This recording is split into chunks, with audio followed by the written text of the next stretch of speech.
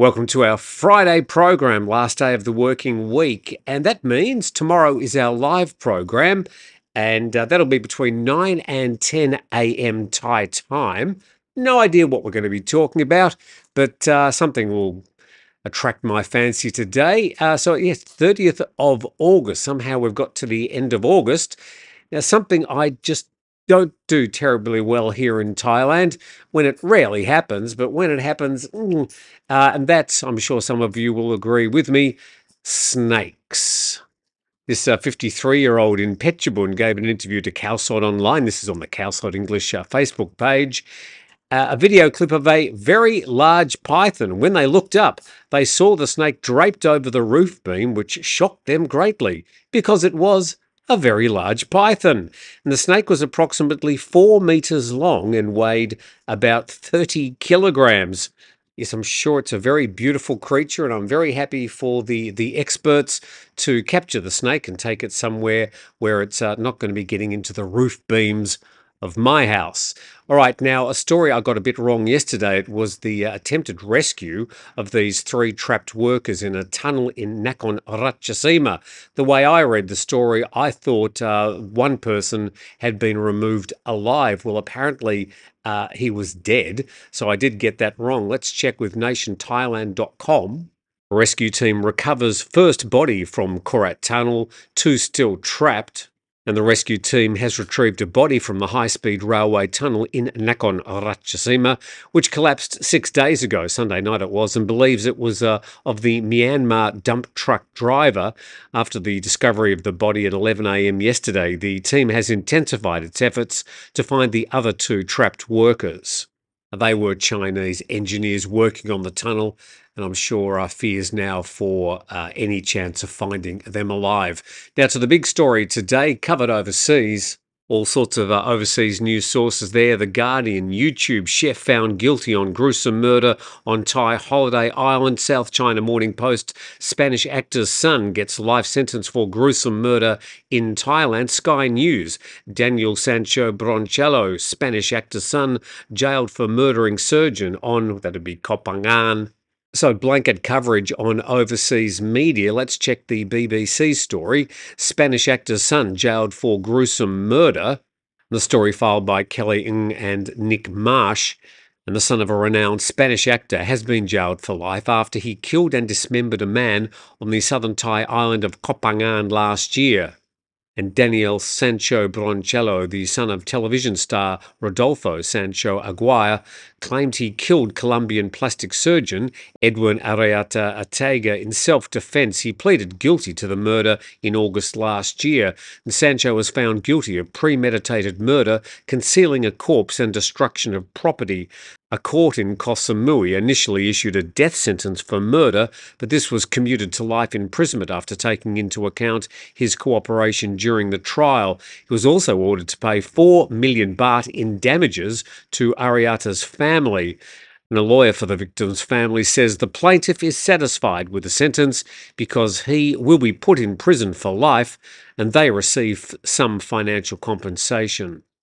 Police discovered parts of Arrieta's body at a landfill in Koh Pha Ngan in early August last year.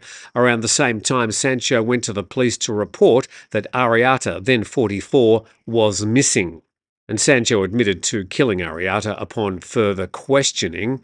Investigations had shown that Sancho had bought, among other things, a knife, rubber gloves and a bottle of cleaning agent, leading police to conclude the murder was premeditated. A report said Sancho and Arrieta had agreed to meet after getting to know each other online. So a resolution to that grisly story some 12 months after it happened on the Gulf island of Koh Pha Ngan. Right, to an update on the floods in Thailand. Bangkok Post reporting capital readies for Chao Phraya to overflow. And the first wave of water from floods that ravaged the upper northern provinces 8 days ago has flowed down the Chao Phraya to Bangkok following an expedited discharge of the water by the Chao Phraya Dam barrage in Chainat. The swelling of the Yom and Nan rivers, 2 of the 4 tributaries of the Chao Phraya, has forced the barrage to increase the rate of water discharged. The Bureau will be monitoring rainfall patterns in flooded and flood-prone areas from September the 1st to the 4th, when further heavy rains are predicted. And a spokesperson for the Irrigation Department said floods pose a major concern for provinces in the Upper Central Plains region where rice is in the middle of being harvested. He said these floods could wipe out this staple crop and push farmers to economic ruins. However, the authorities are bracing for more wet weather. Yesterday, more than 100 millimetres of rain was recorded in each of the upper northern provinces of Chiang Mai, Lamphun, Nan and Phrae, which are all reeling from several days of flooding.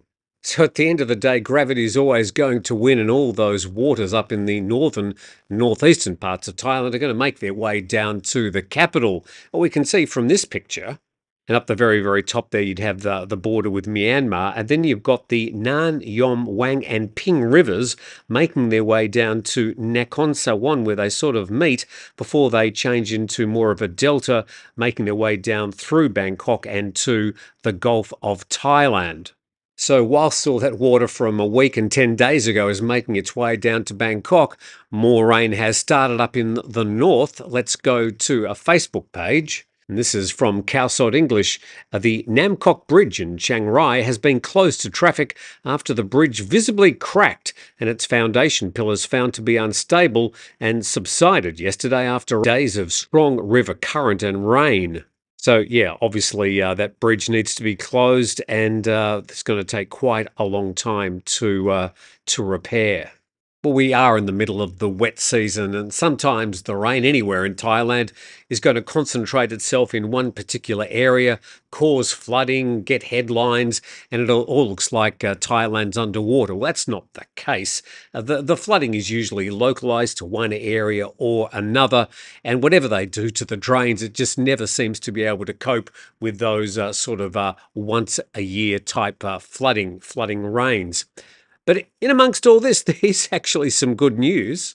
And from the Hua Hin Today Facebook page, the Pala'u Waterfall, the popular tourist destination within the Keng Krachan National Park, will reopen to visitors from September the 1st, following a temporary closure.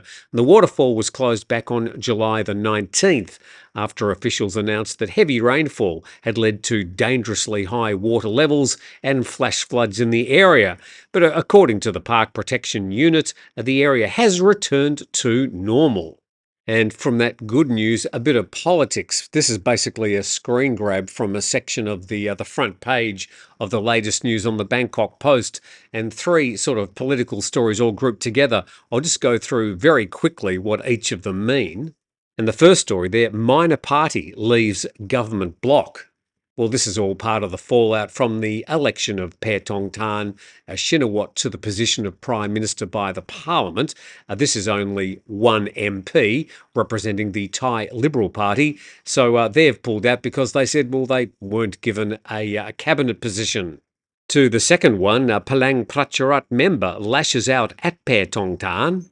So the Palang Pracharat Party now taking up their position in the opposition benches are fairly aggrieved, and they're saying they're going to bide their time in opposition, which sounds a bit ominous. And to the third story, Democrat joins Thai-led government amid rifts. So some 40 or so Democrat MPs, they were in the opposition. They've now been asked to join the coalition.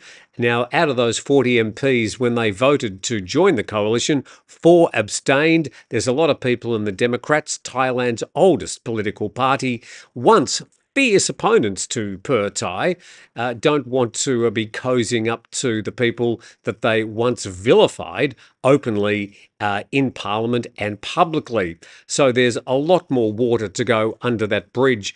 Exactly what the coalition's going to look like, I don't think we're going to know for another couple of weeks. And that means we don't really have a working legal government in Thailand, with Paetongtarn and the cabinet not yet sworn in by His Majesty the King.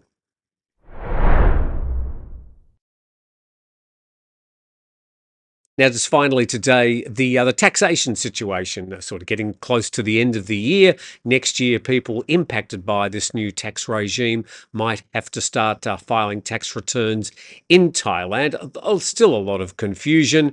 I still say that every single person, there's no one size fits all answer to this. There's no black and white. Every person's going to have an individual situation that needs to be assessed. Every person, it's incumbent on them to do their own homework, but there's no blanket answers for every single person. Now, Jett, a former workmate of mine, a very good guy, he's done an interview, so hopefully that interview can be added to your pot of information. It will be relevant to some people in some different tax situations on that very wide-ranging issue. And with that, please subscribe to the channel. We do look forward to seeing you tomorrow. Hopefully you're a bit more up to date with things happening around Thailand, and we'll see you tomorrow.